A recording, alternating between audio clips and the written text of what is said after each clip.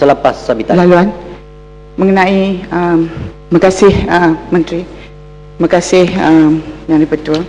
Mengenai Akta 663 ni Pak Menteri, saya amat agak rasanya tidak berkesan, kerana walaupun Pesuruhjaya bangunan ini telah diberi kuasa untuk mendakwa mereka-mereka yang tidak membayar yuran-yuran maintenance ini, tapi dalam praktikalnya ini tidak berlaku, kerana langkah-langkah yang perlu diambil, misalnya setelah tidak dibayar, maintenance company ataupun JMB terpaksa memberitahu COB dulu, kemudian COB baru mengambil tindakan ke atas pemunya yang tidak membayar. Setahu saya lah di negeri Selangor dalam kes-kes ini belum ada satu lagi surat yang dihantar kepada pemunya yang tidak membayar, ya, dan akhirnya hutangnya menjadi begitu tinggi sehingga menyebabkan orang kata tidak dapat bayar langsung. Pertama.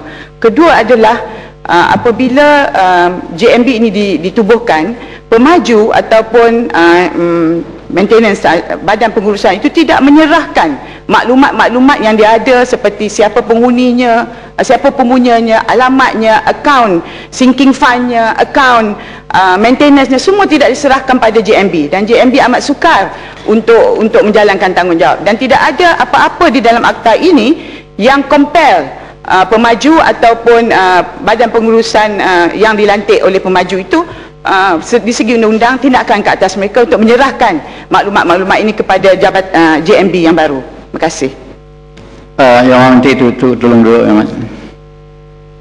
Saya nak memperingatkan kepada yang berhormat sekalian, pencelahan adalah berbangkit daripada apa yang dijawab oleh Menteri, dan kalau kita membawa perkara baru, dia boleh diberhentikan oleh Yang Dipertua di bawah peraturan 35. Jadi saya mintalah pencelahan berhubung dengan apa yang disebut oleh Menteri yang kurang jelas, ataupun ucapan Yang Berhormat sendiri dijawab oleh Menteri kurang jelas.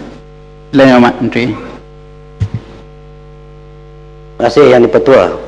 Apakah perlu saya menjelaskan pada Yang Berhormat Kutaraja tentang perkara yang ditimbulkan sebentar tadi?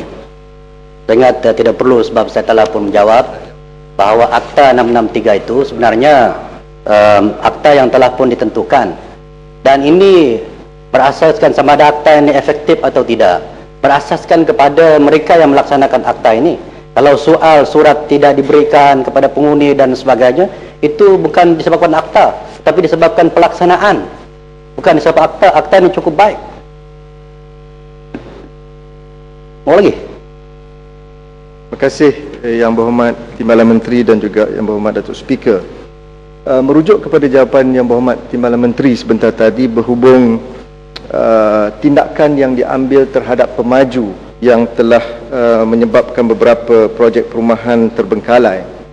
Saya ingin memaklumkan kepada Yang Berhormat Timbalan Menteri dan Kementerian, di negeri Selangor sahaja terdapat lebih 141 projek yang terbengkalai hasil pentadbiran yang lama.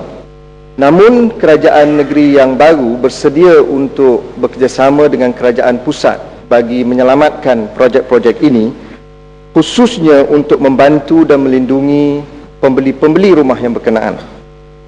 Persoalan yang ingin saya timbulkan pada pagi ini ialah di bawah Akta 118 Housing Development Act bahagian yang kelima, Menteri diberikan kuasa penuh untuk melindungi pembeli-pembeli bagi projek-projek rumah khususnya yang terbengkalai, tenat dan sakit.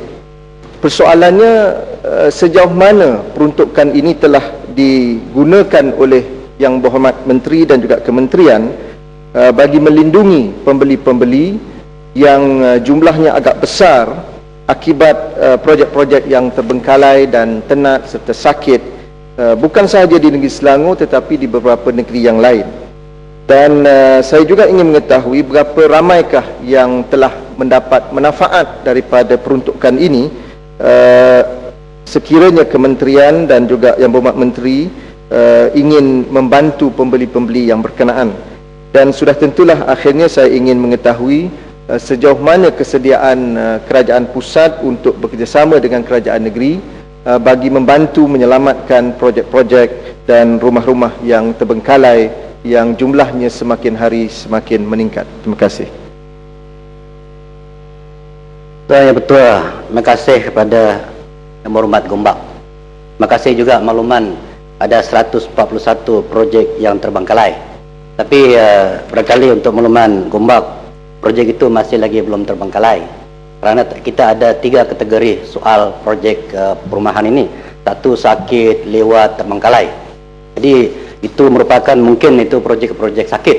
Jadi walau bagaimanapun Yang Berhormat juga menyalahkan bahawa di bawah pentadbiran kerajaan yang lepaslah, Kerajaan Barisan Nasional.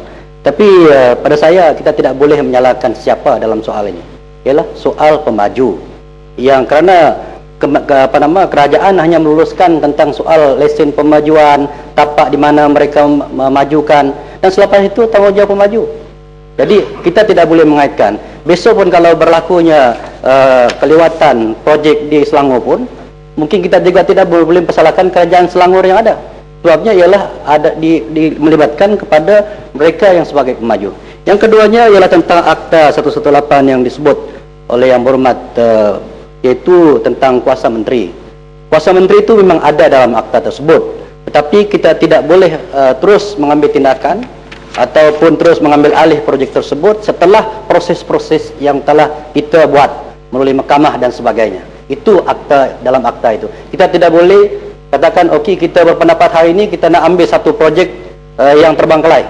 Kita kena pergi ke mahkamah dan selepas itu mahkamah membuat keputusan dan barulah ada kuasa menteri untuk mengambil alih projek tersebut. Jadi itulah untuk makluman Yang Berhormat. Dan seterusnya sesungguh pun demikian, sehingga kini belum ada penghuni yang gagal menjelaskan iuran penyelenggaraan telah didanda atau di bawah ke mahkamah.